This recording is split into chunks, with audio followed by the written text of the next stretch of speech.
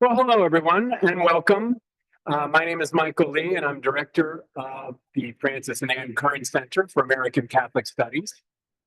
And it's my immense pleasure to introduce Father Mark Massa of the Society of Jesus, who is currently professor of theology and director of the Boise Center for Religion and American Public Life. Now, I could go on about his degrees, and I could go on about his marvelous books, but he has strongly suggested that I not do that. Of course, his most important work has been done right here at Fordham University. Yes. When, through the generosity of John and Connie Curran, he founded our beloved Curran Center and directed it until 2010.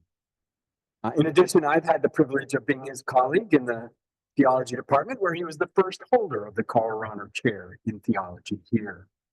I will just say a quick word on his really important work, which is focused on the Catholic experience in the United States since World War II. We've had Catholics in American culture, Fulton Sheen, Dorothy Day, and the Notre Dame football team. Go Irish. Anti-Catholicism, I'm sorry, I'm an alum. Anti-Catholicism, the last acceptable prejudice, the American Catholic Revolution, how the 60s changed the church forever. And of course, tonight, we celebrate the publication of his latest book, Catholic Fundamentalism in America. Building on the work of George Marsden and others on fundamentalism among Protestants, Father Massa's book is a timely examination of an underexamined facet of American Catholicism. In a time where labels like liberal, conservative, fundamentalist are tossed around too easily, this book gives us precision in its categories and clarity and thought about this important segment of the Catholic population. Moreover, and this is my last comment, as he sheds light on Catholic fundamentalism, he also reminds us of the understandings of grace, redemption, and sacramentality that have characterized the Catholic tradition and which continue to offer us faith, as Karl Rahner once said, in a wintry season. So please welcome Father Mark Massa.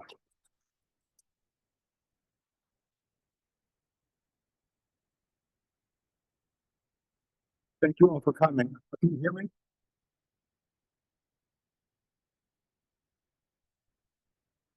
How do I do that?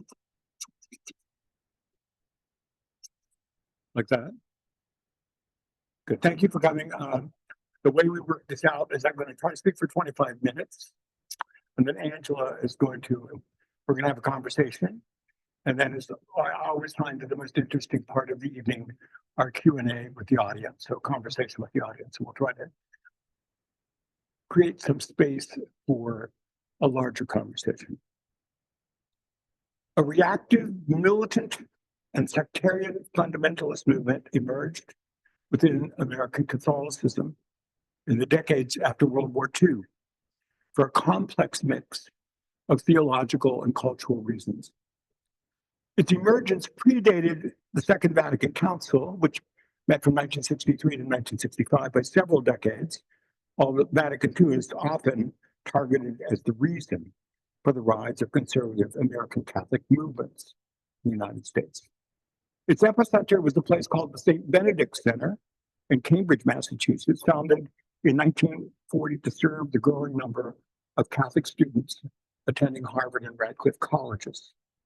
By the late 1940s, the center, a block from Harvard Yard and literally across the street from the Harvard parish of St. Paul's, I think it's an architectural term today, could boast of being an extremely successful operation, having produced 200 converts to the Catholic Church and regularly attracting 250 students to the courses that it offered in Greek, church history, hagiography, and philosophy, all of which achieved recognition by the GI Bill as legitimate courses that counted toward academic degrees.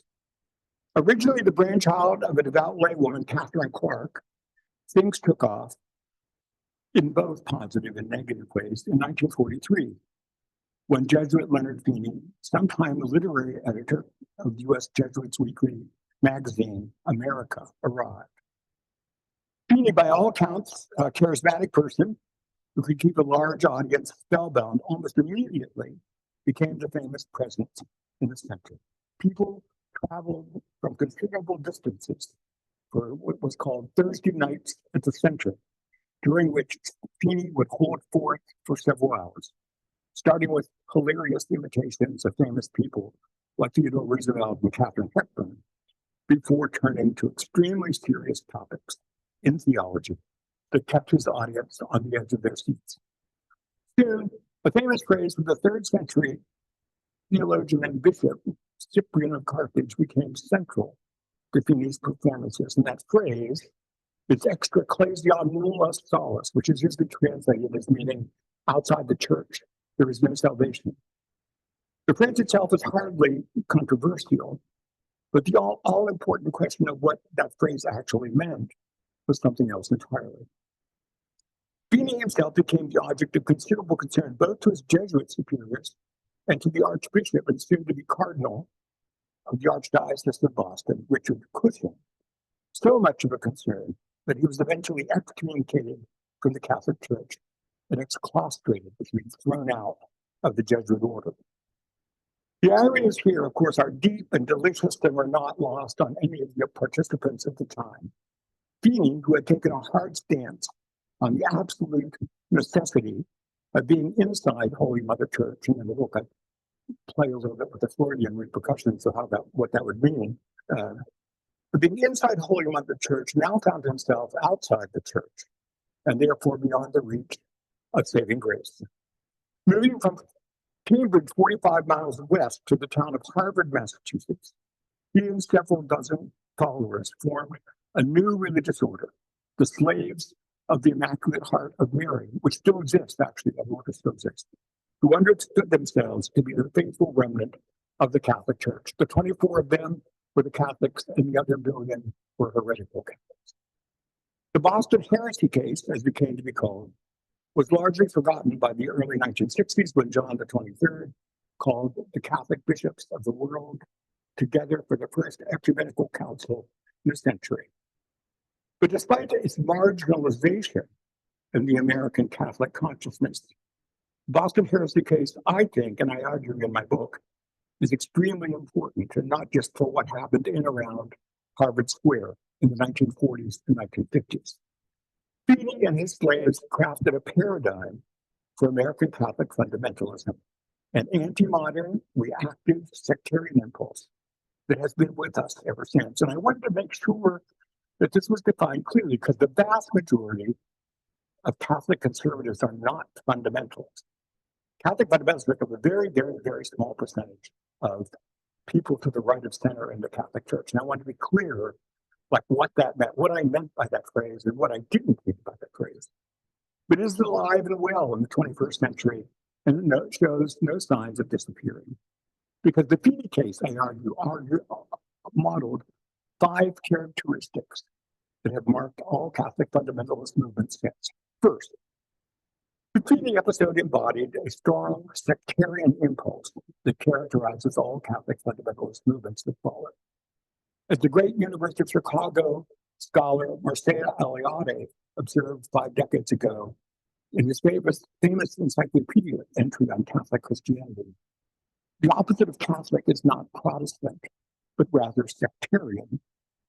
Sectarianism is a movement within Christianity that holds that the church should be a very small community of pure, true believers, a precinct of righteousness within and in opposition to the unredeemed world of sin, pronouncing judgment upon it and calling it to repentance.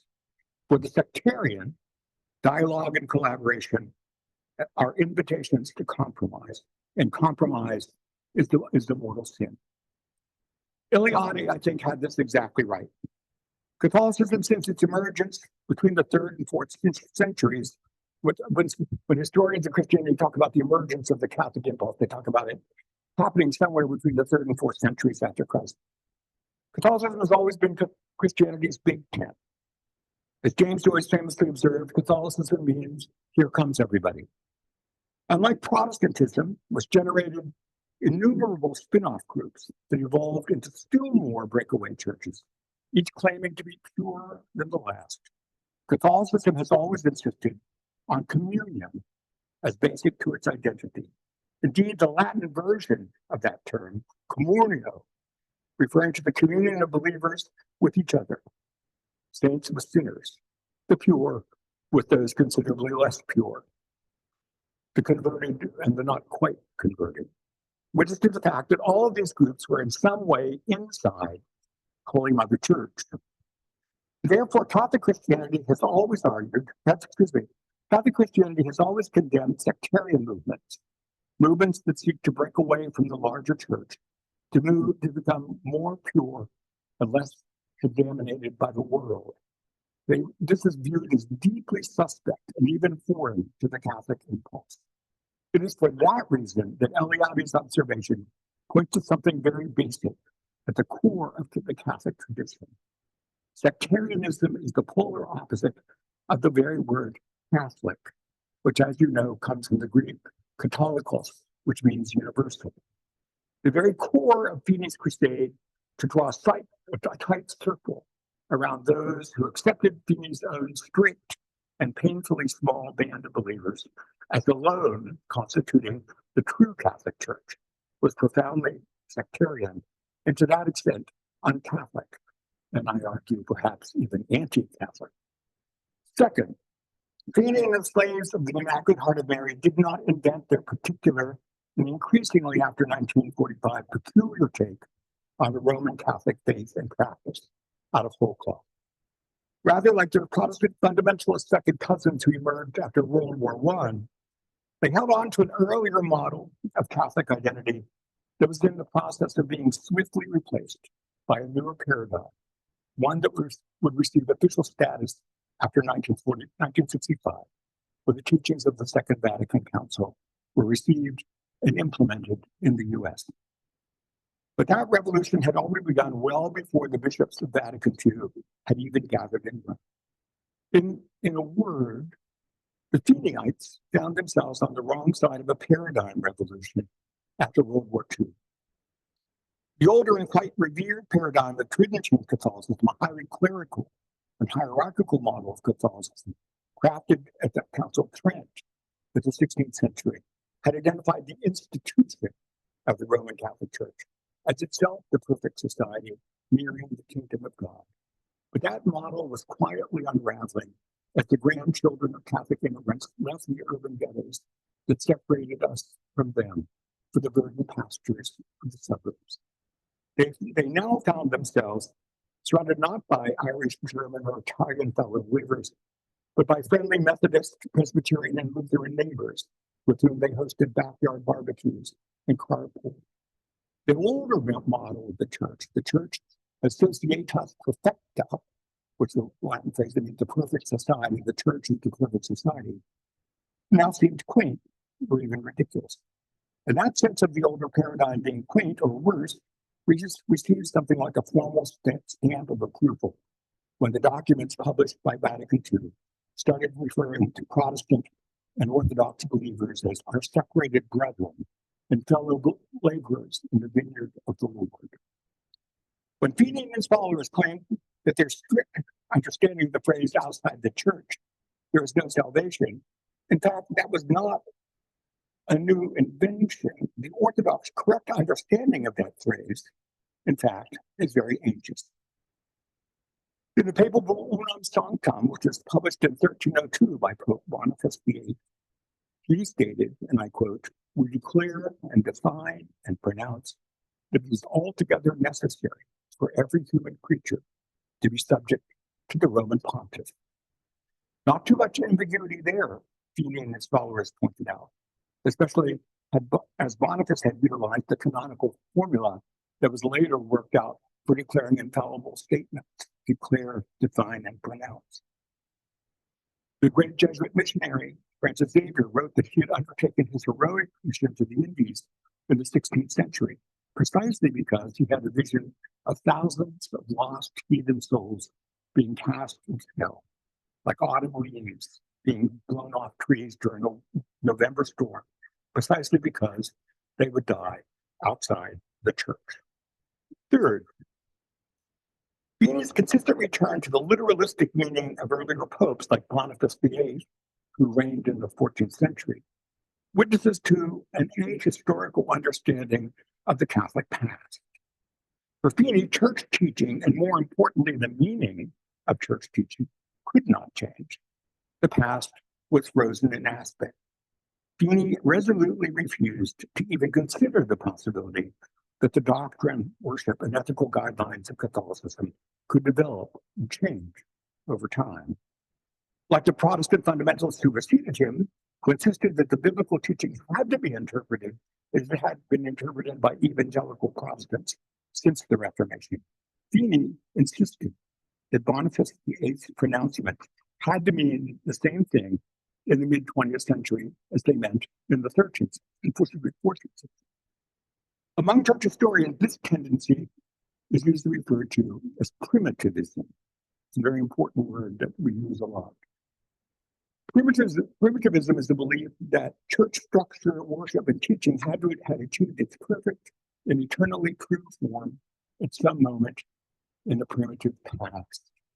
The name itself was coined to explain why British and American Puritans insisted that their churches in the 16th and 17th centuries had to model themselves on the primitive church described in the fifth book of the New Testament, the Acts of the Apostles.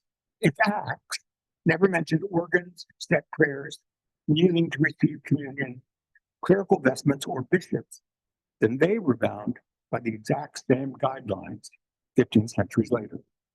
The only way the Puritans believed that they could claim to be the pure and therefore true church was by pointing to the fact that they worshipped and structured their church exactly as the first century church had done in the decades after Jesus' death. Any change that worship and governance was not development, it was apostasy. Feeney and his disciples, of course, had no such primitivist reading of the New Testament, but they espoused a primitive reading of the Catholic past, especially of the Catholic medieval past, when they believed the true church had achieved its perfect, and for them, final form under popes like Boniface VIII. Theirs, in other words, was a resolutely ahistorical reading of Catholic Christianity, in which development was not possible. Fourth, like the Protestant fundamentalists, Feeney and his followers really were, just as they claimed, focused on theology and doctrine, and not primarily on cultural or political issues, while these did come to play an important role. And also, like their Protestant cousins, they utilized the essentially political monikers of conservative and liberal to delineate their own position vis-a-vis mainstream Catholicism.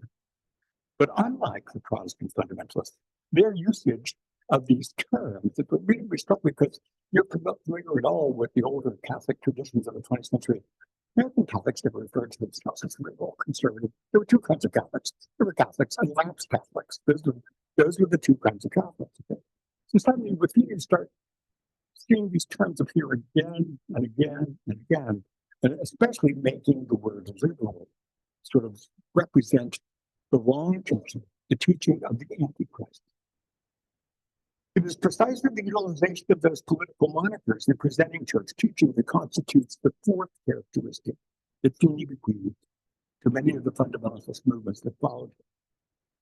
Until the immediate post-war era, there were only two terms, Catholic and lapsed Catholic. Lapsed Catholics weren't necessarily liberal in any American political sense, any more than faithful Catholics were necessarily conservative. But the idea that one could use the American political label of liberal to describe a group undermining the true church was something startlingly new and arresting, which gained currency only after Feeney and his slaves started utilizing it to mark out who was in, and more especially, who was out. Feeney consistently said that the liberal Catholic is the one who always knows how God should behave, and he scoffed us. I give a lot of examples of this in the book. There had, of course, always been parties within the U.S. Catholic community who debated the correct relationship of the church to American culture.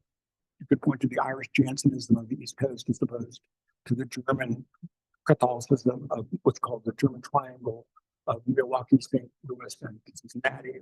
One could point to the Americanist traditions of Archbishop Ireland as opposed to Bishop McQuaid in Rochester. The list is long and interesting, and it's worthy of study.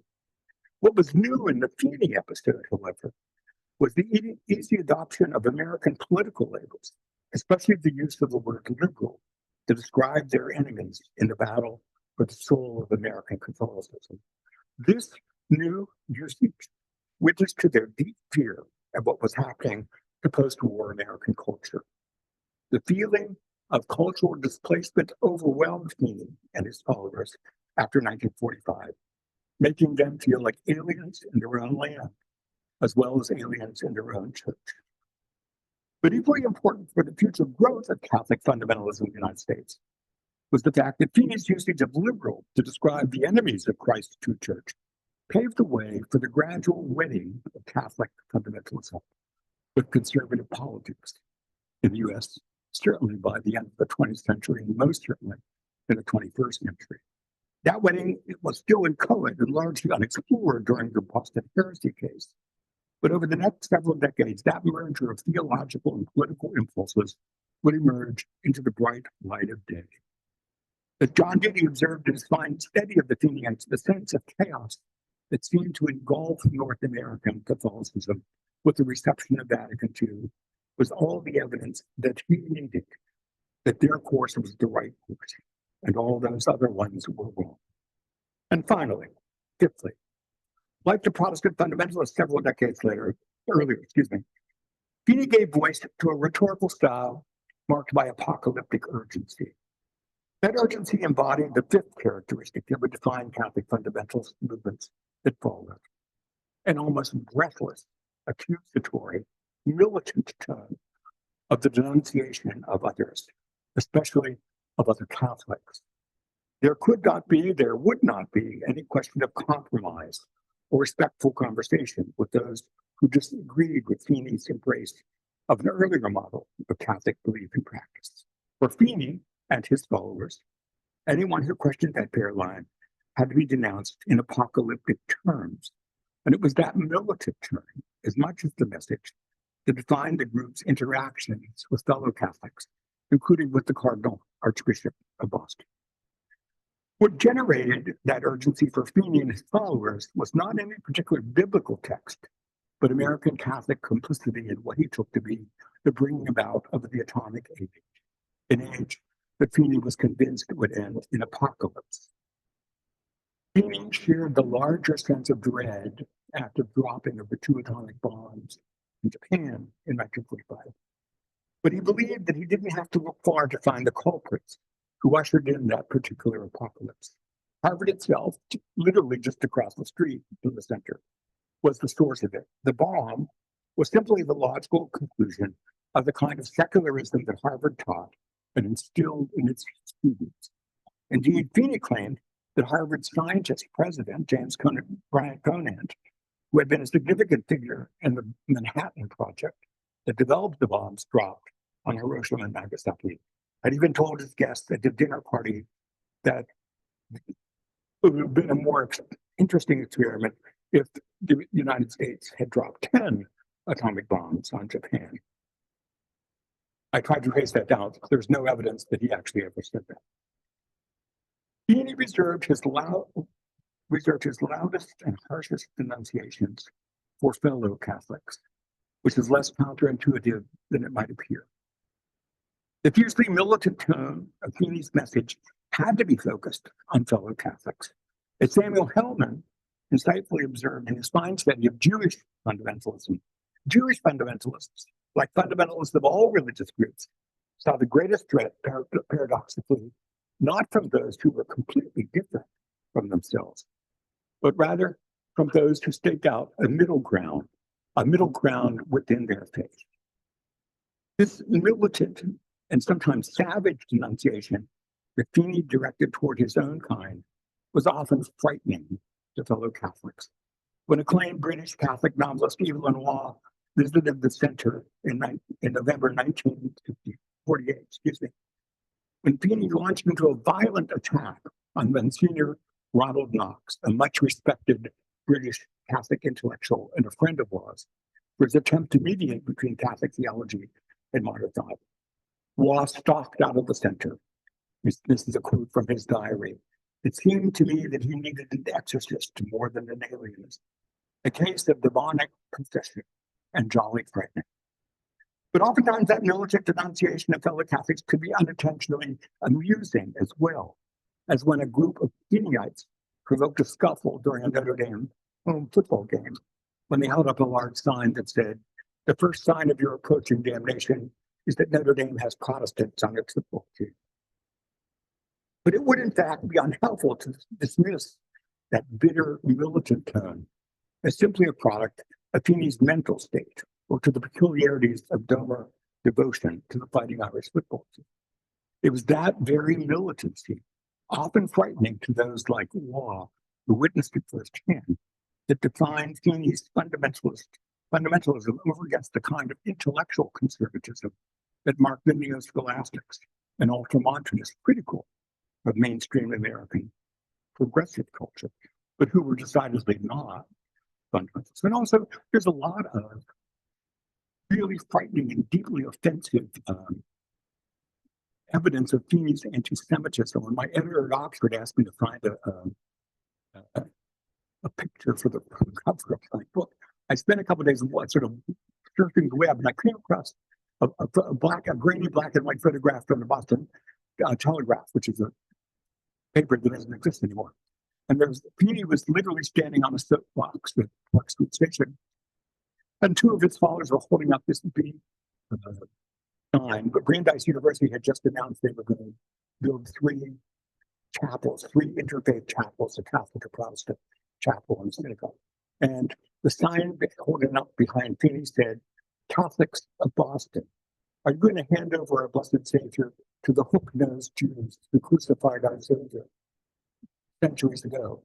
So I sent it to my editor, and he made like, "Are you out of your mind?" And I said, "That's a joke. That's a joke. I have no intention of ever using that thing." But there's enough real pathology there that it's easy to dismiss him.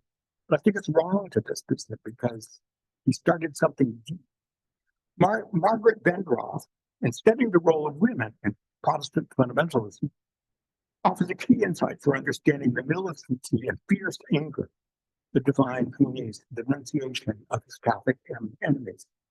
Although many of Feeney's most fervent disciples are women, Catherine Clark to begin with, a significant element of his militancy was generated by a masculine persona that fundamentalists identified as the true hallmark of the Christian warrior. Feeney believed, as the male Protestant leader studied by Bendroth and the Protestant fundamentalist movement, that he was undertaking a crusade within an institution that was predominantly female in membership, and its watered-down doctrine, masculine language, and camaraderie became a common rallying point for those who chose to do battle with the devil in modern Babylon. If Bendroth is correct in positing this important source for the overdrawn anger and militancy in male fundamentalist leaders' rhetoric, and I believe she was spot on this, then there is a gendered subtext to Feeney's fierce denunciations of his opponents. His liberal enemies were somehow less manly in their witness to the faith. They had somehow become softened or feminized by the lush temptations of an indulgent culture and had to be called to account. It is then these five characteristics marking the Boston heresy case: its sectarian impulse, its championing of an older paradigm of Catholic identity just then being rejected by the American Catholic community, its utilization of American political labels, its militant tone in denouncing its enemies and the enemies of the true church, and its appeal to apocalyptic urgency in denouncing fellow Catholics that would define American Catholic fundamentalist movements that would emerge in the wake of the Feeney episode. Far from being a comic opera heresy, which one of the chief biographies of Cardinal Cushing talked about this episode. The chapter that refers to Feeney is in a chapter entitled "The Comic Opera Heresy." It was not a comic opera heresy. Feeney gave birth to a militant, reactive rejection of modern Catholic and American history that is still alive and well. and very much flourishing in the land of the Pilgrim's Progress.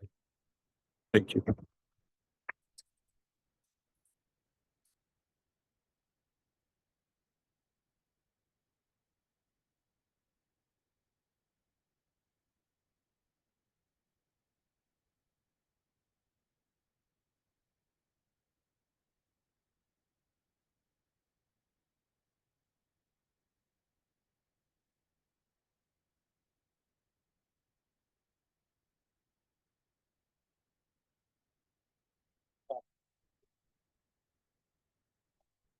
Okay, thank you. Good. Well, thank you so much, Father Massa, for that wonderful talk, and also for this wonderful book, by the way, which will be available afterwards when you go back out for the reception after the talk. One of my students said, "It's a stark cover." I said, "It's a stark topic." So before offering my response to Father Massa's talk today and engaging with him in conversation, I want to recommend this rich and provocative book to everyone today. As you can likely tell from the sample that we have heard, it is a fascinating history of the Catholic variety of religious fundamentalism in America. It is compelling, engrossing, and engaging from start to finish. Oh, and by the way, at the end, there will be a drawing for 3 lucky students who will win 3 copies of the book. And I might call the attention of the audience to any number of wonderful passages in the book, and I will be happy to do so. But I'll start with an arresting passage that occurs even before the book proper begins. I was surprised and delighted when I opened up this book to read, in my copy of Catholic Fundamentalism in America, to read this dedication to Nick Lombardi, SJ, Angela O'Donnell, and Maria Terzulli, my dream team at the Current Center.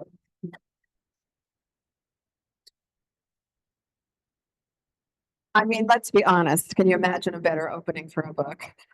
His rivals call me Ishmael by Melville, or it was the best of times, it was the worst of times. As the young people like to say, you had me at the dedication. But on a more serious note, as many of you in the audience know, Mark, Father Nick, and Maria and I worked together at the Current Center in its formative years, shortly after Mark founded the center, and what delightful years they were as we labored together to create the rich and robust and vibrant entity that the center is today. And in fact, Father Massa's generous dedication speaks about his affection and admiration for all of us who are part of the Fordham community, and enables us all to feel as if we've played at least some small part in the development of his thinking that has led to this wonderful book. So thank you, Mark, first for writing the book, and thank you for including I told my Oxford editor that I wanted the aging Johnny Depp to play me in the made-for-TV movie. I'll get back to him. I do hope that happens. So like everyone in the room today, and also everyone who's in the Zoom room as well, I found your talk to be riveting, deeply informative and informed, and also suggestive of ideas that I would like to know more about. So I thought I'd pose a couple of questions in the course of my response, and if you'll address them, and then, as we said earlier, we'll turn it over to the audience. So first, this fascinating figure of Father Feeney. I'm curious, how many people have heard of Father Feeney before? A few of you, but most of us, I think he's new for most of us. He's certainly new to me, as is the St. Benedict Center in Cambridge, Massachusetts. And as I was reading about Father Feeney's extraordinary charisma and the following that he developed in the 1940s and the 1950s after his excommunication and his founding of the Slaves of the Immaculate Heart of Mary, I couldn't help but think about other charismatic Catholic figures, such as Fulton Sheen, who enjoyed popularity and exerted an outsized influence on the way people thought about religion in America.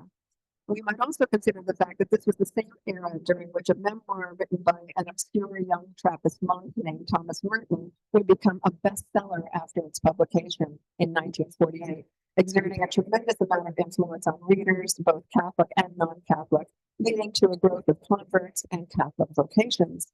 It was a period during which Frank and Maisie Ward founded their Catholic publishing enterprise, during which films depicting Catholicism in a positive light proliferated, during which Catholic writers such as J.F. Powers and Flannery O'Connor, you knew I was going to mention Flannery O'Connor were popular, and during which prominent intellectuals in England as well as America were converting to Catholicism, among them, as you mentioned, Evelyn Waugh. So one question that arose for me was, what are the forces behind this rich period of religious ferment? And why does Catholicism, a minority religion in largely Protestant America at the time, play such an outsized role? Was it because of these charismatic figures, these authors, these filmmakers, these publishers, these people like Feeney, or because of an openness on the part of Americans to the messages that they conveyed, or some combination thereof? Great question. I always like to my students, I always quote just before the attack on Pearl Harbor, one of the Japanese generals said to the leader of the attack, "We're attacking a sleeping giant. And we don't know what's going to happen as a result of this." And Ronald Niebuhr, I'm a great fan of Ronald Niebuhr, a Protestant theologian who taught in the 50s, 60s, and 70s at Union Seminary in New York. He always thought American Catholicism leading up to World War II was the thing to watch. A big, by far, since 1850, the first religious census was in 1850. Since 1850, Catholicism has always been the single largest church. Catholicism today makes up between 23 and 24%. So about a quarter of all Americans claim some form of allegiance to Catholicism. So it's a big church. And because of the GI Bill, lots of GIs returning from World War II went to college. So for the first time in the 1940s and 50s, you have a very educated group of well-educated and affluent believers in the Catholic community. Andrew Greeley, good friend of mine, God rest him, he did a study. He said that today Irish Catholics are the wealthiest and best educated non-Jewish group in America. Look, Irish Catholics in the United States have more years of education and are worth more than any other ethnic group besides the Jews. Obviously, right. So I think it's a big group and was about to generate a bunch of things just as Catholics were leaving the ghetto. Sociologists would say they were leaving the areas of first settlement to move to the second areas of settlement, to the suburbs. And so you have Thomas Merton, you have Dorothy Day, you have Leonard Feeney, you have all this stuff happening, not accidentally. It's the emergence of the Catholic community is sort of the center stage, which scared a lot of Protestants. It scared Ronald Niebuhr. It scared Norman Vincent Peale, who organized the big anti-Kennedy campaign in Switzerland the summer before the 1960 presidential election. Because Catholics were now in a position of some genuine cultural power, not yet political power, that would come, but genuine cultural power. And so that unnerved, it made Catholics proud to be Catholic, but also unnerved a lot of people, because America up to then had been a profoundly Protestant culture, both in ethos and in founding. And that was in the process of changing. So I think it's the right moment. The short answer would be the stars aligned. And Feeney was kind of a negative undertone to it. These other people you mentioned, Thomas Merton, Dorothy Day, Fulton Chase Sheen, who became Fulton Sheen's. How many of you saw Fulton Sheen? Have any of you ever seen Fulton Sheen's Life is Worth Living? Yeah. I read a book called Catholics in American Culture, and I went over to Brooklyn Library, which had the old tapes of all of Fulton Sheen's things. They were really corny, awful, very simple. From our point of view, in terms of television production, primitive. There's Sheen and a statue of the Virgin Mary and a blackboard. And Sheen would write on the blackboard, and when the camera came to Sheen, the stagehand would erase the blackboard, and she'd go and say, "My little angel," just and there's always been into a big laugh. I mean, my sophomores in college could do a much better job producing things than this one. But you would say, well, that show was the most watched show in the United States. And you have all these stories of cabbies, Jewish cabbies, sort of like stopping their cabs and leaping into a bar so they could watch Life is Worth Living on TV. So in other words, suddenly all this stuff was happening, I think not by accident. I think there was a moment, you might call it the Catholic emergence, And Feeney saw that emergence, but he was not happy about that. He was terrified of what that emergence would mean, because he saw Catholicism selling out the culture. So, but that, now you know me. I was just saying, I'm conflicted. Anyone who knows me knows I'm conflicted. I'm conflicted. Has the church sold out a little bit? Yeah. There are problems with the Catholic stance vis-a-vis the culture. By and large, I'm very much in favor of everything that has happened since Vatican II. But this terrified me. This is years before the Second Vatican Council. So there's reasons for that. Am I answering your question? Yes, absolutely. Thank you. That's wonderful. My students say when Massa gets going, you have to stop it, but you're not answering my question. Your lucky students get to hear you all the time. So if this Father Feeney, I'm just fascinated by him. And I'm also fascinated by this figure of Catherine Goddard Clark, the devout Catholic laywoman who conceived the St. Benedict Center as a spiritual home and refuge for the students who were attending the increasingly secular Harvard University. So for one question, I'd be curious to know more about Father Feeney's background. What part of the country did he come from? Is there some element in his family background or his education or his relationship to the Jesuit order that might help explain the evolution of his thinking about the church? And then in addition, regarding Catherine Goddard Clark, you mentioned in your book and today's talk, many of Feeney's most fervent disciples were women. This came as a surprise to me, particularly given the fact that the message Father Feeney was evangelizing was so hyper-masculine. And as you point out, so much of the rhetoric is warlike and martial in nature, and a major rallying point for members of the movement was this masculine camaraderie. So what did women find so attractive about this kind of Catholicism that Feeney was advocating? So which one of those 17 questions do you want me to answer? All right, Feeney, Catherine Goddard, and the women's question. There were two Feeney boys who entered the Jesuits, Feeney and his younger brother. They had both gone to Boston College High School. In Boston, they say BC and BC College, because BC High School is the real BC. They had gone to BC High School, as had the Archbishop Cushing. Richard Cushing was a few years ahead of him. So they all BC High had produced. If you were a reasonably smart Irish Catholic boy in Boston, you went to Boston College High School. They both entered the Jesuits. Feeney became something of a minor literary celebrity. He put out a book called Fish on. How many of you have read Fish on Fridays? I said, terrible, doggerel poetry, awful poetry. But he won the Catholic Poetry Prize for that book, and it was used in almost every Catholic elementary school. That when children would memorize poetry about Good Friday and things like that, it would usually be from Fish on Fridays.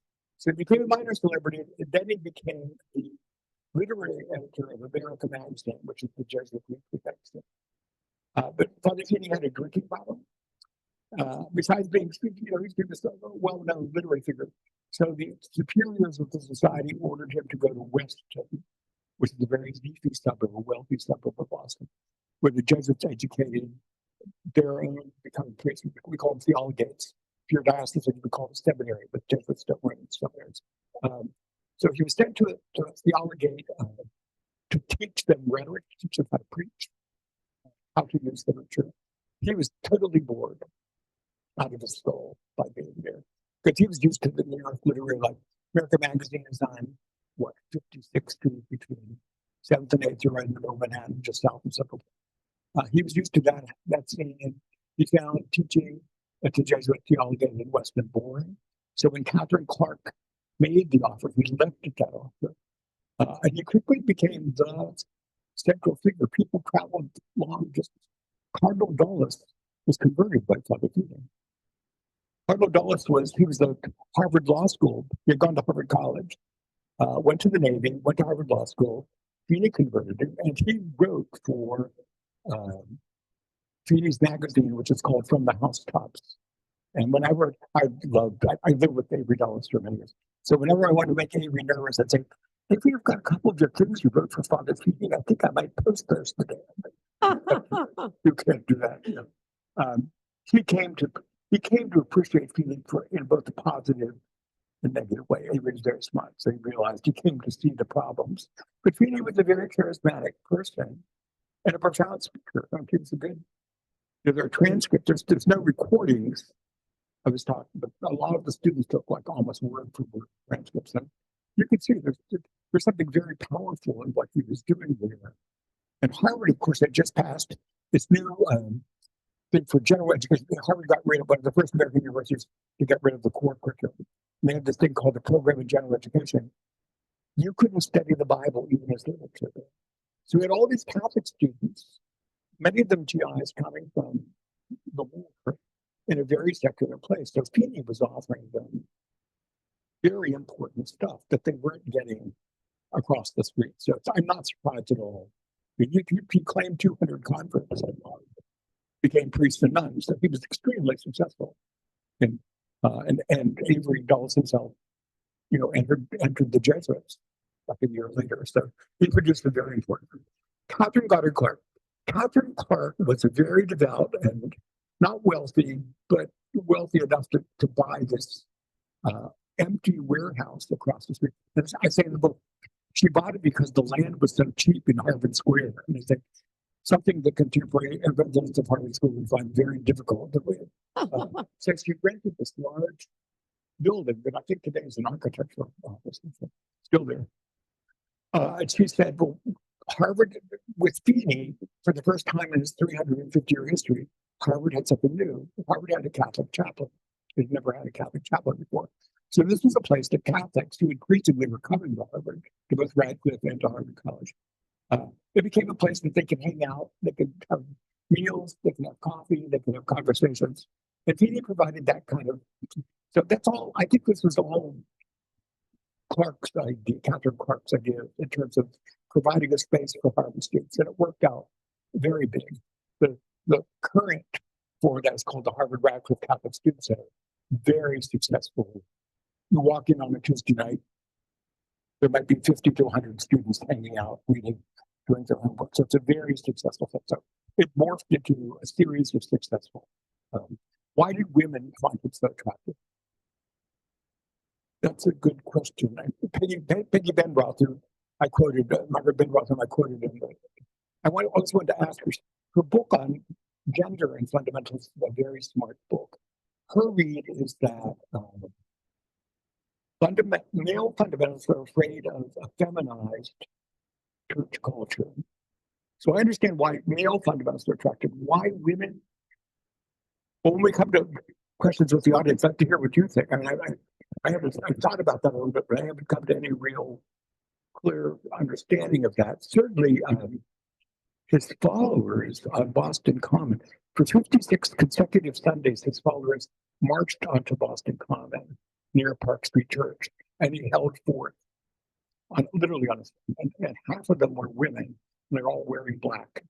And it was quite a striking. I've seen pictures of it. It's quite striking. I don't really know. I have to think some more about that. Yeah, it's I mean, it's very interesting to me as a poet that he started out as a mad poet, and that there's something of the apocalyptic, there's something of the prophet. He's a poet in the prophetic mode, it sounds like, and a powerful speaker, and somebody who has sort of a voice of authority that people would find very compelling. I would be curious if there are any recordings of him speaking, because I'd love to hear the sorts of things he said. But one of the reasons I asked you the question about the women is because we also see a similar kind of thing going on in certain circles, Catholic circles. For example, the Bishop Barron sort of movement, which is very, very attractive to a lot of women. And it's a similarly exclusive kind of Catholicism, which almost deliberately excludes women, and they don't seem to mind it. But Bishop Barron, so far as I can see, doesn't have the sort of prophetic power that Feeney seems to have. I made a vow to the provincials to never speak about Bishop Barron, so I can't comment. Are you serious? Okay, well, we'll have to guess then what the answer to that may be. So I wanted to ask another question too. This fascinating and relevant point of history that you mentioned is the fact that the church in America has been rife with factions who debate the correct relationship between the church and American culture for a long time. And you mentioned the East Coast Jansenism and the Midwestern German Triangle, the Americanist movement in St. Paul, and the Ultramontist movement in Rochester, the advocacy of integrating contemporary scholarship on religion into Catholic theology from figures like John Courtney Murray, as opposed to the neo-scholasticism of Monsignor Joseph Benton. So it's instructive to us to be reminded, and your book reminds us of this so well, in light of the division and polarization that we see in the American Catholic Church now, that it's long been a hotbed of controversy and warring factions. And I just Feeney wasn't completely wrong. Feeney was afraid that if the church over-adapted to mainstream culture, it would be very hard to hand on the faith. And so I'm teaching a course to sophomores, very smart sophomores at Boston College this semester. And I always hand out the last chapter from Christian Smith's Soul Searching. And he said, Christian Smith is a Catholic sociologist teaching at Notre Dame. And his theory is that most Catholic students belong to the Church of Moralistic Therapeutic Deism, which I think is true. And they get very angry about it, which makes me think that it's above the sort of he hit a bullseye on this. So Feeney was afraid that if you over-adapted, I'm not saying the American church is over-adapted, but Feeney was afraid that if you over-adapt, you're going to lose the glue that holds the community together. And he over-argued that case, and I'm not saying that all came true, but there was some foundation for his work. I say in the book that perhaps one could argue, if one could be generous to Feeney, but he's not more clearly perhaps than others what this adaptation was going to. And to some extent it's come, not completely, but I think, we talk about this all the time. When I was here at the Current Center, the major question is, how do you pass on the faith? And just as importantly, pass on the church. How do you pass that on to the next generation? That's a big question. And I think that was a question for Feeney. And he was asking very smart questions. I think he was providing very stupid answers. But I think he was asking very smart questions.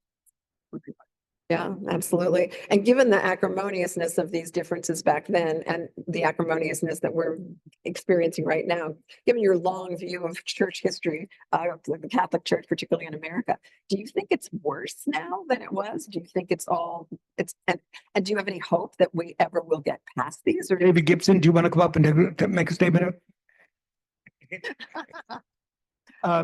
David Gibson was in the audience, writes very smart. He runs Fordham Center downtown and writes very smart editorials for the New York Times. Is it worse? Historians tend to avoid that question. My theory is, what I tell my students is, the amount of religion in the culture is always the same. It's where it manifests itself. So for a lot of younger people, they say they're spiritual but not religious. Do they have a religion? They probably do. They probably have more of a religion than they know they do. So the religion hasn't gone down, but the way it manifests itself in the culture is complicated, and it manifests itself in different parts of the culture. And that changes dramatically. So are people less religious? I'm reviewing a book by Christian Smith's newest book, which Oxford is publishing, called Why Religion is Obsolete. He thinks it has gone down. I'm not sure I completely agree with that, but that's one of those questions. It's the wheels that's running in the front of my head, like, what's going on. Stay tuned. Well, I'll ask one more question, and it's actually about one of my favorite passages in the book, the final paragraph in your talk, which is in the first chapter, which is so incisive and suggestive. And it reads, while each of the subsequent Catholic movements that followed the Boston heresy case embodied some of its characteristics, they did so in differing ways and in different registers. The chapters that follow will explore these movements in detail, but we will begin where it all began, near the intersection of Bow and Arrow Streets in Cambridge, Massachusetts. Which is actually a place in Cambridge. So just as I love the opening dedication to the book, I admire this final paragraph of this chapter for several reasons. First of all, it's a classic cliffhanger.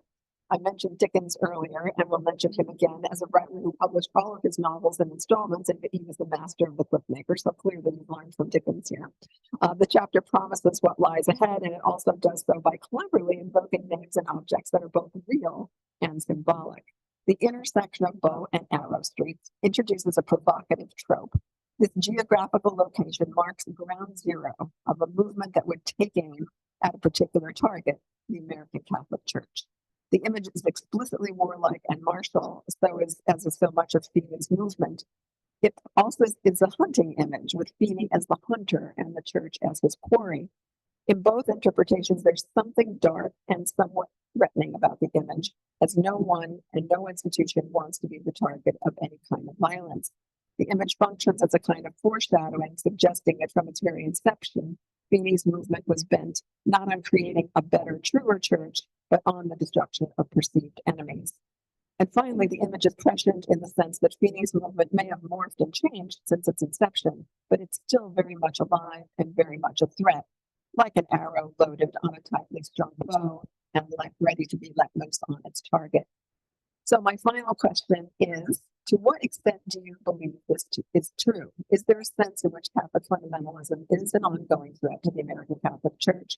And if so, is there a shield or a defense that the Church and American Catholics might put in place to protect itself?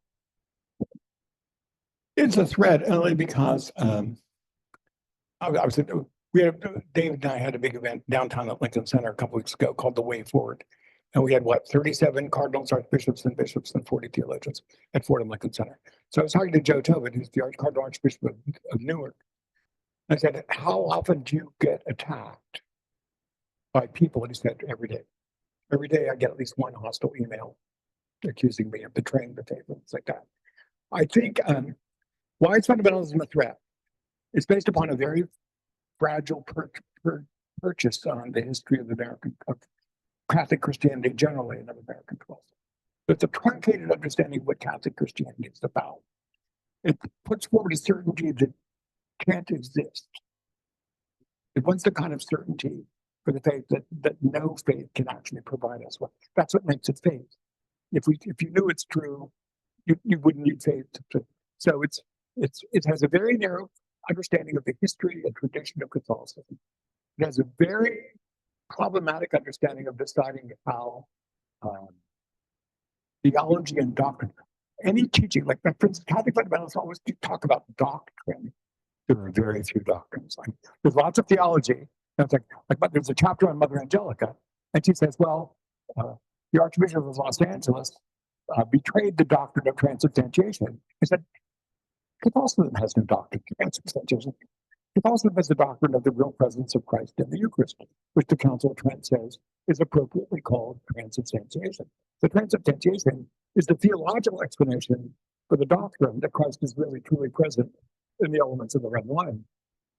So Catholic fundamentalism, there's a chapter on Mother Angelica, which I probably enjoyed too much in writing. But I think part of the problem is they don't understand how the tradition evolved and how it changes. And they don't understand that to change the theology doesn't change the doctrine. We're always trying to come up with a better theological explanation for what the doctrine is. Okay. So you're not changing the doctrine, you're trying to come up with a better model theology to explain how it's true. They're constantly blurring that line between theology and doctrine. They're calling things doctrines that aren't doctrines. So the doctrine of an all-male priesthood, that's not a doctrine. It's church teaching. One could argue it's authoritative church teaching. It's not doctrinal. So, that confusion bespeaks a deeper confusion, which is dangerous. Okay. And quite frankly, fundamentalists are better at media than others. Much more sophisticated. They're not afraid of using their resources to get the word out. We mentioned Bishop Barron earlier. You said it. I didn't say that. But you have to respect what they're doing. There's a chapter on. It doesn't exist anymore, but it was called Church Militant. How many of you ever visited churchmilitant.com? Yeah, very scary. Michael Vorse is a very scary man, and for him, church militant, of course, the term refers to the church on earth. Is the church suffering, the church triumphant in heaven, and the church militant are the Christians living in the world out there sufficient. But he took that term in a different direction and meant we should use violence to achieve our end.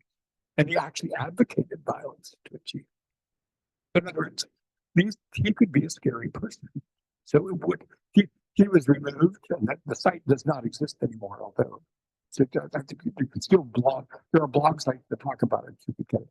It's really worth going there and seeing that. It's if you go to the dark side of the Catholic blogosphere, it's a very unnerving place, and it's full of misinformation. And so somebody said, "How's the book?" Today, and I said, "I'm being denounced by the right people." So it's kind of like. You're doing something right if people say, "Who does Massa think he is to say this?" Like, well, good. It's being read. You don't have to agree with me, but I want you to read it. I think we should take it seriously. It's a very small movement. If you say half the Catholics are progressive and half the Catholics are conservative, what percentage of the conservatives are fundamentalists? 5%, maybe 5%. I mean, it's a very small slice, but it's an extreme slice. And they're not afraid of using violent methods to achieve their end. And so it's something to keep your eye on, I think. The worst thing, is always lawyers, those of you lawyers, you never legislate for fear of excess or misuse. So whatever you say is going to be misused. That's okay. I mean, but I think fundamentalists make an indoor sport of taking words and turning them around. So for instance, when Mother Angelica condemned the Cardinal Archbishop of Los Angeles for a beautiful statement about the Eucharist that he put out, Cardinal Mahoney. It's like, were there two statements that he put out? Like, you read the statement, you think, well, how could he possibly condemn this? Quite beautiful reflection on the Eucharist and its centrality to Catholic worship and Catholic identity. So in other words, it's I don't think it was who knows what is still learned on. I think it's just ignorance. Just ignorance that people don't know that. So we have an obligation. I wrote the book. I wasn't intending to write this book, but I decided to write this book because I decided there's enough stuff here. My students are better at online stuff than I am. Whenever I have a computer problem, I'd say, I have this problem with my computer. Could you come in and fix this for me? And, much better than I could. So I said, when you find this stuff on Catholic stuff, could you bring it into me? There's a whole box of stuff that they were bringing into me about the stuff that I thought, this is very disturbing and maybe more than disturbing. Maybe it's something we did. And surprisingly enough, there was never a monograph on Catholic fundamentalism. Protestant fundamentalism had dozens and dozens and dozens of really good books, starting with George Marsden's book. Catholic fundamentalism didn't have anything. It's a newer phenomenon, but I think it's just as real a phenomenon.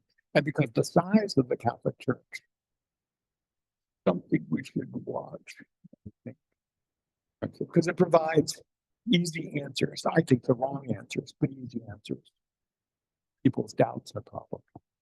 So this is the first book, and hopefully it's a conversation starter in terms of this really important subject. Absolutely. Thank you so much. Sure. What I'd like to do is turn over to the audience or turn to the audience for any questions that you might have. I don't know if we have a roving mic in the house. Oh, wonderful. The wonderful Maria Terzulli will bring the mic over so that the people who are on Zoom can.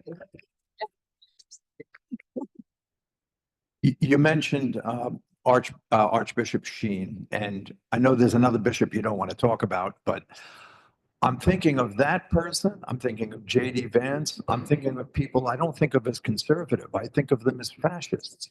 And when I think of young people like our children who went through Catholic schools and everything, I think they view the church as not just something that's conservative, that it's something really abhorrent because they see the American leadership. And, a lot of people within the church, and I go on about things that I've heard come out of the mouths of people I thought were normal suburban Catholics like me, or just scared the hell out of me. And I think that's what people are seeing, and maybe that's what it is.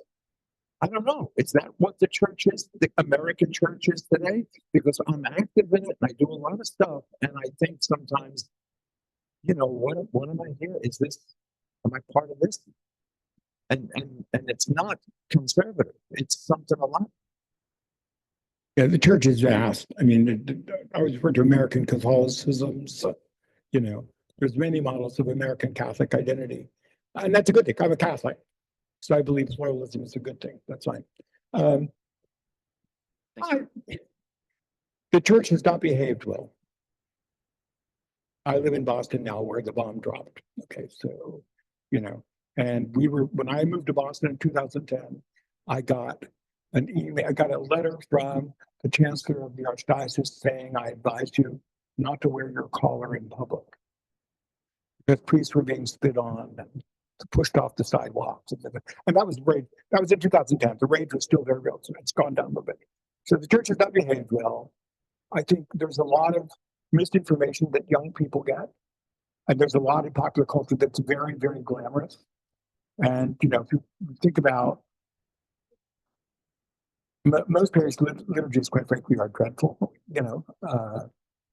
dreadful music, bad homilies, people can't wait. People looking at their watches. When I'm preaching, I preach at St. Ignatius, which is the church on Boston College. I was standing at the back and afterwards I say, what did I say in my homily today? Were you trying to think like, what am I going to order from Dunkin' Donuts when this is over? So I think you're competing with some very glamorous, much more sophisticated understanding of social media. I think the students, I can't make a generalization about college students. The students I taught here at Fordham for 20 wonderful years, and I've been teaching for 15 years at BC, they're really good, hearted, smart people. And I think they're open to listening to reasonable conversations about what the Catholic tradition is. Will you get all of them? Probably not. I was telling them Jesus got 12. Okay. I think there were 1 million people in Palestine in the first century. Jesus got 12. So if Jesus, the Son of God, only got 12, we're not going to do a lot, much better than that. I'm not at all hopeless. I mean, I think there's I'm lucky in that I was in a wonderful department here, and I'm in a wonderful department at Boston College of very smart Catholic theologians who worry about these things and want to elucidate Catholic answers in a clear, reasonable, even-handed way. Will everybody read these things? I don't. But I think the answers are there, and I think a lot of people worry about this. David and I know from the meeting that we had a couple of weeks ago, a lot of the bishops worry about this, about how they can hand on the faith and hand on the church to young people. That's a very tricky thing. I think the current center, just to give Cax a shout out here, Cax does a great job of doing this, of making Catholicism real in all kinds of ways, in all the sectors. So, I mean, there's reasons for hope. I think that we let the things slip for a couple of years, then we have to get back on track. But I think we're well on our way. And I have real faith in the leaders of the American Church. I've been very impressed. Meeting the bishops and cardinals firsthand, I'm very impressed. These are serious guys who worry a lot. I don't always agree with all of what they think, but I do think they're working hard on this. I don't know if I'm answering your question. Well, given the wonderful things that Father Massa just said about Fordham students, maybe a Fordham student would like to ask a question or make a comment. Do I see a student hand going up? Great. Maria, do you want to pass the mic over that way?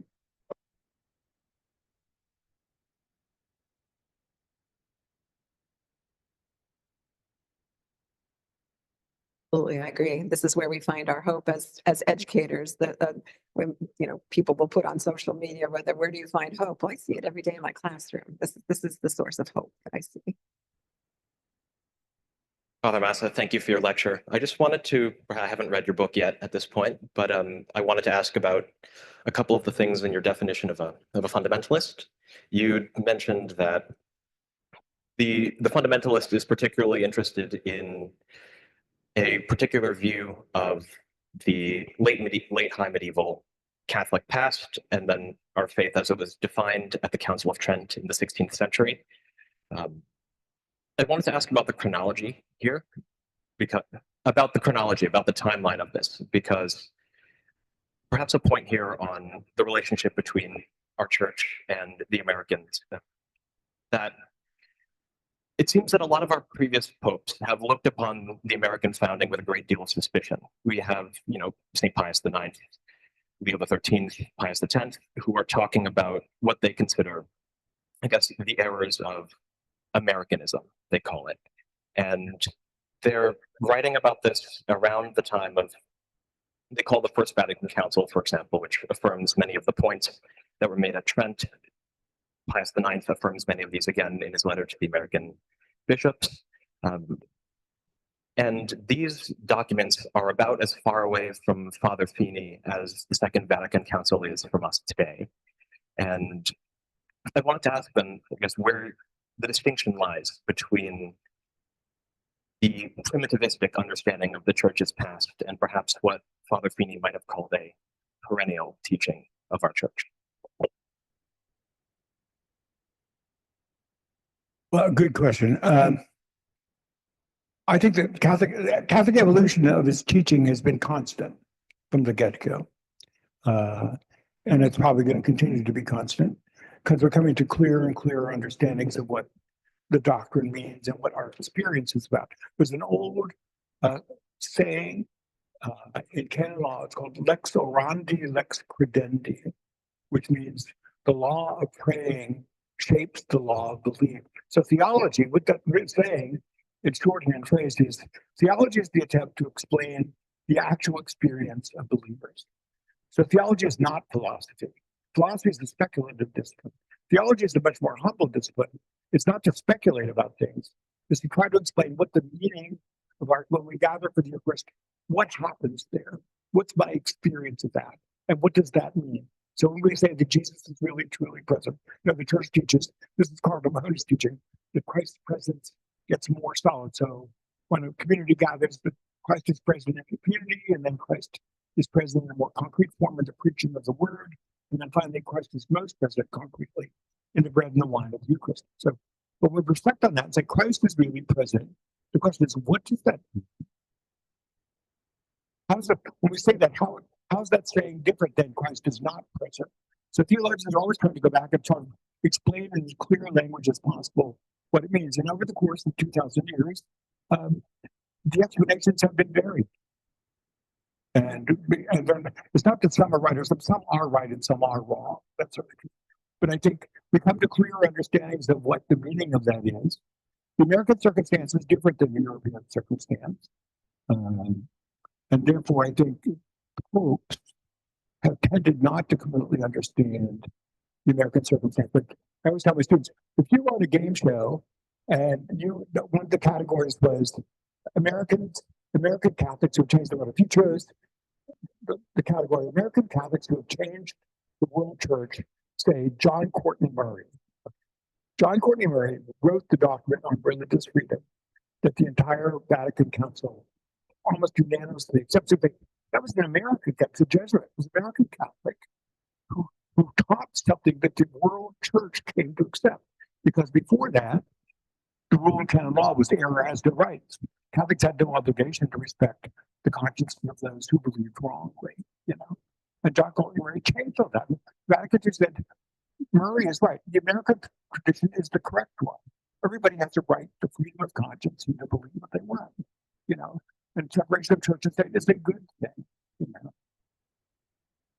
So American Catholics have had a significant influence on the world church. I'm not convinced that Pope Francis, of whom I am a great fan as a fellow Jesuit, I'm not sure he completely understands us. He comes from a very different cultural circumstance. But I think he's trying, and I think the good thing about Pope Francis is very charitable, even toward those who denounce him. It's amazing, which is not a common Jesuit virtue. But he's very charitable to those with whom he agrees and with those who's not in agreement. So I'm less concerned about being misunderstood by Rome now. I guess I never really worried about that so much. It's a big church, and the church, for those who probably know this, I'm obviously speaking what my students call PGOs, penetrating glimpses of the obvious. Catholicism is different. That's what makes it Catholic. When Saint Augustine and Saint Ambrose in Milan in the 4th century were good friends, and so Augustine had to go to Rome, and he was appalled by the way the Roman Church celebrated the Eucharist. So he wrote back to Saint Ambrose and said, "What do we do?" And you know the answer to this, that you didn't know where it comes from. Saint Ambrose said, "When in Rome, do what the Romans do." So sort of like the Eucharist looked different there. That's in the 4th century, okay, considerably before our own century. So I think the church looks different in different places, but we see in each other as Catholic Christians the same truth, although it may be expressed and worshipped, may be acted out in liturgy in somewhat different ways. That doesn't bother me so much. I would say one size fits one. One size does not fit all. One size fits one.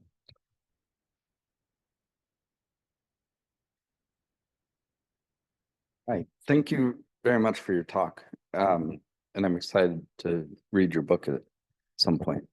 I was interested in your comments about him being appalled by the atomic bomb. And I'm wondering if you can talk more about that, but it made me think about this point in history when this came about. A lot of things were going on. Leonard Feeney in Europe, the church colluding with Franco. Did he have views about did he speak much about the larger world politics? And would that be relevant to this conversation? But also, like, why did fundamentalism emerge in America at that time while lots of things were happening globally? Lots of scary things. George Marsden, who's one of the smartest scholars of he taught at Notre Dame. He's a Protestant, but taught at Notre Dame. And his book, I think, is the best single book on Protestant fundamentalism. Came out in the 80s when I was in graduate school. He argued in that book that fundamentalism is a uniquely American form of religious conservatism for all kinds of reasons. Untrammeled revivalism, American anti-intellectualism, yada, yada, yada. Since Marsden, and not, but you have to be, I'd be very careful about saying George Marsden. George Marsden is a very smart guy. Other people have taken him to task, and now Martin Marty, who was at the University of Chicago Business School, put out a 5-volume series of papers called Fundamentalism Observed. And so now there's a volume on Jewish fundamentalism and Protestant fundamentalism and Hindu fundamentalism. So people today would tend to say it's broader than an American thing, an American phenomenon. I think there is something uniquely, there's an American tendency, because of the separation of church and state, and because we have no tradition of a state church, to be very afraid about what's going to happen. You know, it's the naked public square. I like the naked public square myself. I was telling students the walls of separation can never be high enough. But we're separating the church and state, build them higher. You know, so I think, but there is something uniquely American about the worries there, and because we are so dependent, we're a voluntary culture where you have to bring people voluntarily into church, and therefore simple messages are the easiest message to get people to buy, because people want simple messages. You know, people come to me confession and say, "What should I do?" I don't know. I mean, you know, so it's your life, it's not my life. And I can give you some feedback. You know, I can tell you what you're telling me. This is what I'm hearing, but I can't give you that. People want, give me a black and white answer, and fundamentalists do that.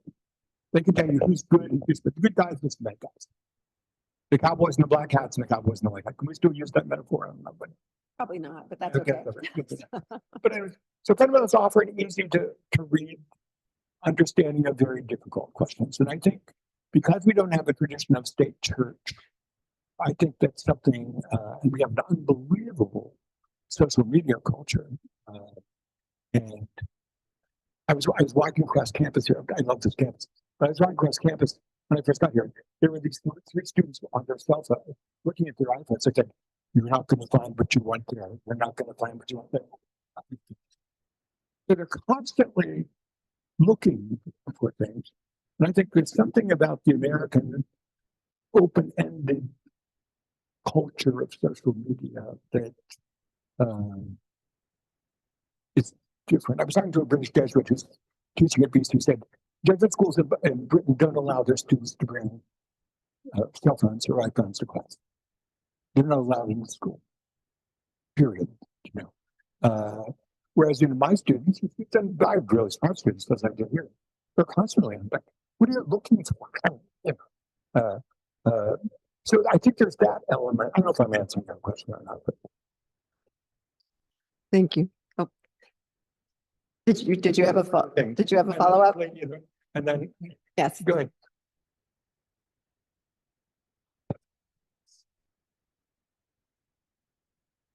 There's fascist movements in other parts of the world at a time in America where,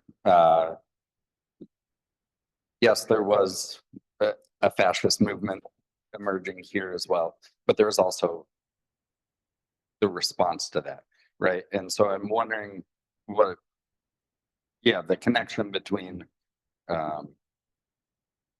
those different fascist movements. Most Americans get it wrong because there's a great movie called Inherit the Wind. I don't know if you've ever seen it. It's about the Scopes monkey trial in Dayton, Tennessee. And it portrays fundamentalists as yahoos afraid of city slickers. Statistically, completely wrong. There were more Presbyterians than Baptists who were fundamentalists. The headquarters was Princeton Theological Seminary, which is the richest seminary on earth. So these are not yahoos. These are very well-educated, sophisticated Northerners. So this cultural stereotype I'm bringing this person. The cultural stereotype really has to be reshaped a little bit in terms of who's asking these questions and what are they looking for in the answers. Yes, there are Baptist fundamentalists, but I think there are more Presbyterian fundamentalists actually. That sort of thing. So it depends where you want to look. Thank you so much. The overarching question that is really most important to me is from the heart. I'm thinking, where can we find common ground? How can we engage in dialogue with Catholic fundamentalists and not, deem making us and them thing, even while maintaining the clarity of what we're learning? And what was fascinating me too about Feeney was that he was a Jesuit, because and how liberal is this sort of moniker that I think is associated with Jesuits now.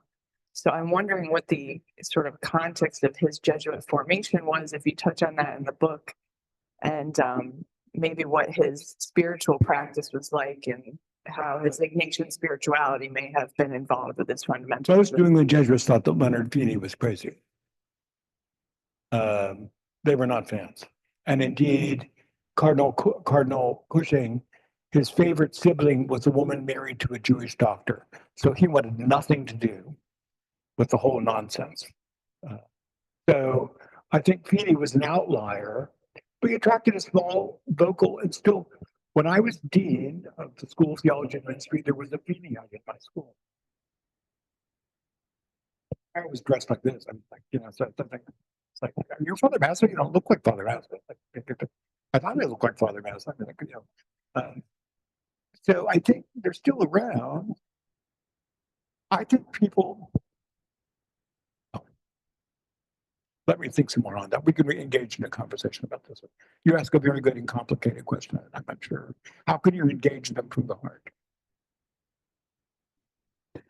Well, I just, in terms of the interesting question about his Ignatian formation, I mean, the fact is that he was a poet, and that there's something about Ignatius. Ignatius gives you a lot of freedom of imagination, and which means that you can also be a crazy person as well, as well as in terms of the way that you encounter this very free kind of prayer that Jesuits go through. The very unchurched poet Ted Hughes called them gymnastics for the imagination. And the imagination is a very tricky thing. It can take you in lots of different, places.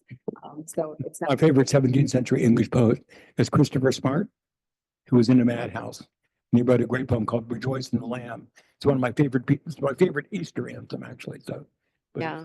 So. Yeah, religious mania, religious madness. Yeah, it's fascinating. So I think we have time for one more question. So who's going to be the? It's going to be the last question. Gentleman in the first This row. gentleman in the first row is going to be our last questioner. Yeah, I guess I had two related questions. They're not exactly the same. The first is, why don't we teach people? Why don't we teach people about the levels of authority? The levels of authority in Catholic doctrine, right? I teach ecclesiology, and I always teach my students, not everything has the same level of authority. Do they know about the theological notes? Have they heard of the They don't until they get into my class. Okay. And then I share the notes with them. And I tell them the notes aren't definitive either, but the internet puts all that stuff out all together, and it's sort of flat to a lot of people who don't know history.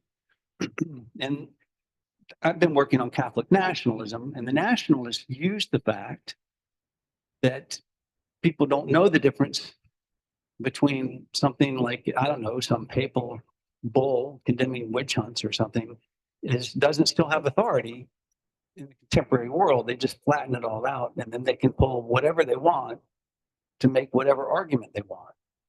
And it seems to me that we ought to be doing something more to inoculate people to this, if you have any.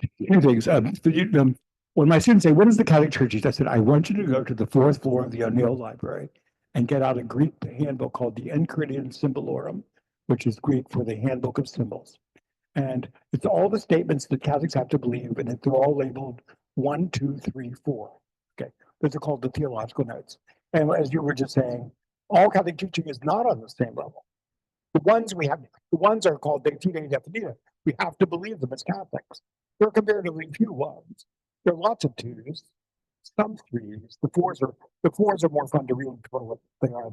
So like, and basically they say you could believe or not believe it. We really don't care. You know, something. So there's levels of teaching that most students don't know about. Well, why does the Catholic doctrine teach that? Well, as a matter of fact, Catholic doctrine does not teach that. You know, that's a four. It's like, you know, you can believe it or leave it. It's up to you. We had a big conference on Christian nationalism at DC in November. And we had Robert Jones, you know, Robert Jones is who runs PR, thing on religious information. He found that 60% of Christian nationalists don't belong to church and don't describe themselves as personally religious. So Christian nationalism is not a personal belief thing. It's a nationalist ideology. They want to go back to the time when white men ruled America. It had almost nothing to do with Christianity per se. It had to do with the cultural moment in the 50s when white men ruled America. But very interesting. So that was all news to me. Okay. So people talk about Christian nationalism. Look what the churches are complicit in. Well, as a matter of fact, the churches aren't complicit at all. People weren't interested in churches at all.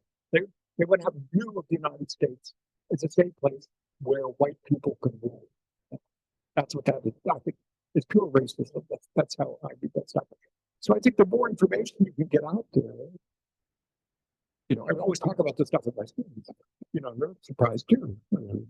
But you know, it's counterintuitive sometimes. But we're deluged. It's the fire hose. We're just deluged with information. It's exhausting just to keep up with it. You can't keep up with it. Like, holy moly, you know. As we used to say in Columbus, Ohio, holy moly. Thank you. You've been a terrific audience. Thank you very much. Thank you so much.